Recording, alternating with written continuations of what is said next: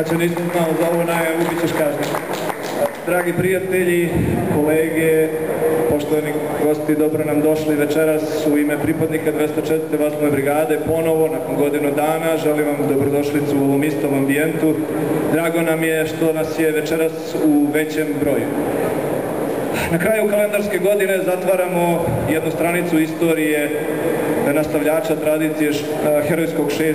lovačkog puka sa, ja mogu da kažem, pozitivnim impresijama. Ova godina bila je posvećena našim težnjama da na častan način proslavimo i obeležimo 100-godišnjicu jednog osnivanja jednog vida i naša obaveza prema precima koji su ugradili svoje živote i svoje karijere u ono danas što mi radimo stvorila je jedan veliki pritisak da se dokažemo i da se ne obrukamo. A ja mislim da se 204. ove godine u tom smislu nije obrukala i mi sa puno prava večeras možemo da kažemo da zadovoljno beremo letinu koju smo ove godine bili posejali. Upravo zbog toga, kao i svaki dobar srpski domaćin, kada to sve sabere, onda ode i proslavi uz vino, frajle i tamburaše.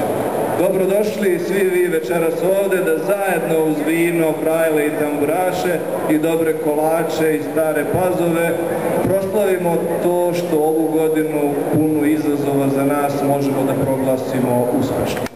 Hvala svim mojim kolegama, prijateljima i saradnicima koji su to omogućili ove godine. Hvala svima koji su nam pomogli i hvala svima vama koji ste došli večeras da nam uveličate ovo neformalno druženje.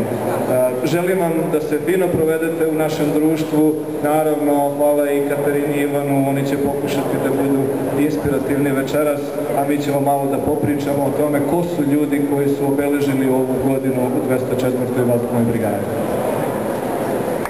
Pozdravite generala Bandića i hvala njemu što nas je sve okupio ovde na jednom mestu da možemo zajedno da uživamo. Jeste, kao što je gospodin general rekao, postoje ljudi